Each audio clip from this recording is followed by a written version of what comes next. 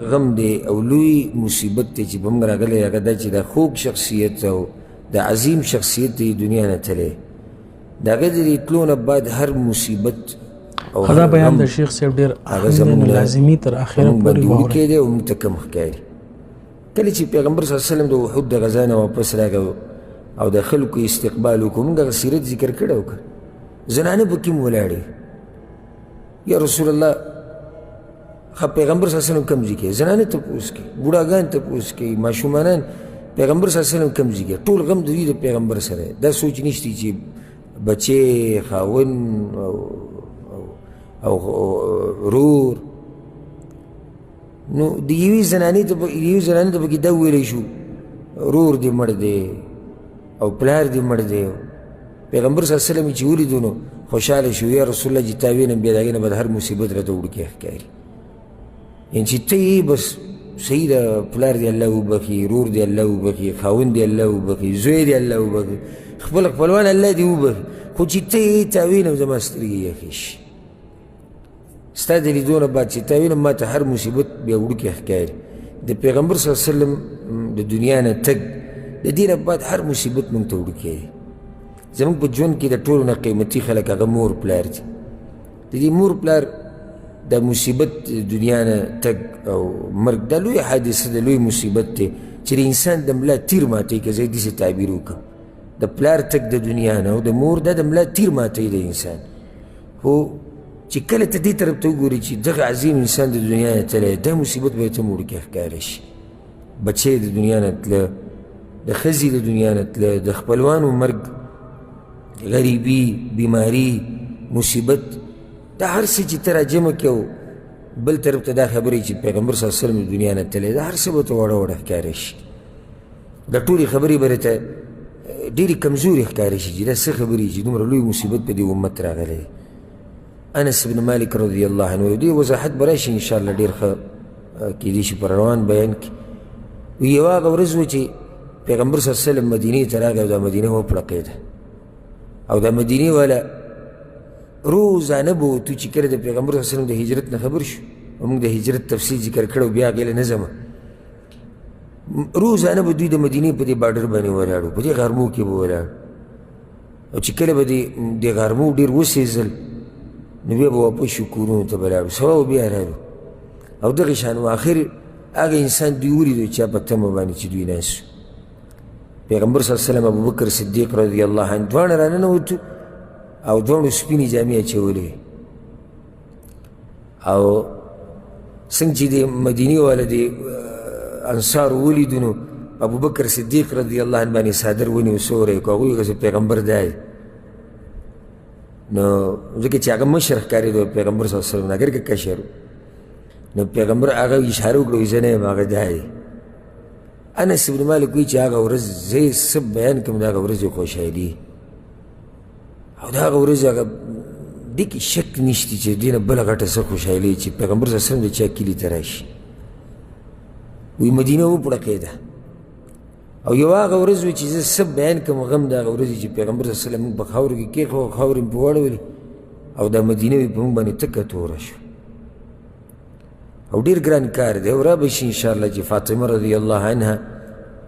چې کله پیغمبر صلی الله علیه وسلم ښخ شو نو انس بن مالک ته ویې وي ستاسو دې زړونو تاسو له څنګه اجازت درکړو چې زما په پلار باندې خاورې واړوئ یعنې ګران کار دی چې دومره غټ انسان سړی قبر کې کېده او په هغه بیا له پاسه خاوره اړوي نو دا هغه اخرنی وخت دی او هغه اخرنی ورځې د پیغمبر صلی الله علیه وسلم په ژوند کې چې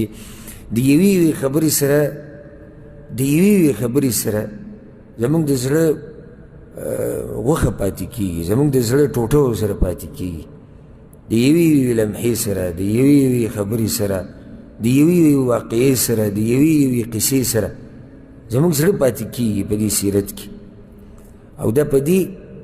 چې موږ الله ګواه کوو په دې باندې چې موږ د خپلو بچو سره دومره مینه نه کوو څومره چې دې انسان سره کوو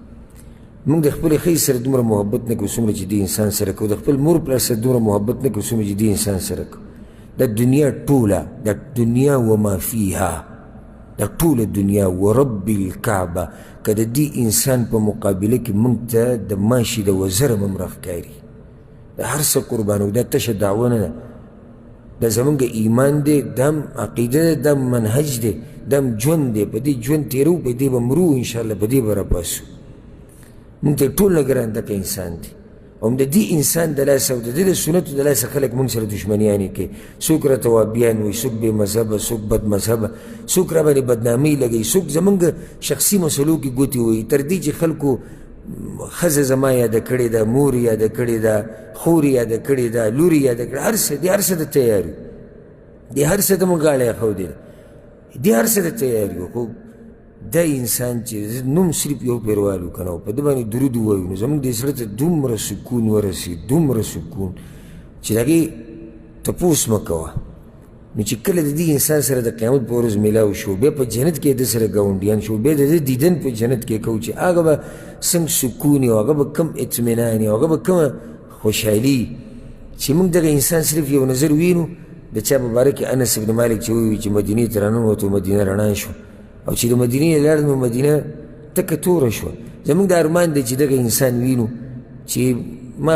دا خبره ذکر کړې د څو درسونو کې او سیرت کې تېره شوې وه چې پیغمبر صلی الله علیه وسلم एकदम داسې په ژړا شو. خوا کې چې سره کوم صحابي یا صحابه کرام، یا رسول الله تاسو په ژړا شو ولې؟ خیر خو دی که نه، دا ناشنا قوم الله پیدا کړی دی د پیغمبر د ملګرتیا دپاره، او الله د دنیا یې چاڼ کړه، نو د صحابه کرامو په شان زړونه ورته نور ښکاره نه شو، نو دی وله ملګري کړو. دوی به چې پیغمبر صلی الله علیه وسلم ولیدو چې سترګو کې به اوښ کراله، په دوی باندې به ځمکه او اسمان یو شو، ځمکه او اسمان به یو شو چې څه چلو شو. یا رسول الله وایي څه چلو شو؟ وایي نه روڼه راته رایاد شو، په ژړا شو. یا رسول الله موږ دې روڼه یو که نه وي؟ تاسو خو زما ملګري یې، تاسو خو اوچت مقام دي. روڼه زما هغه دي چې هغه به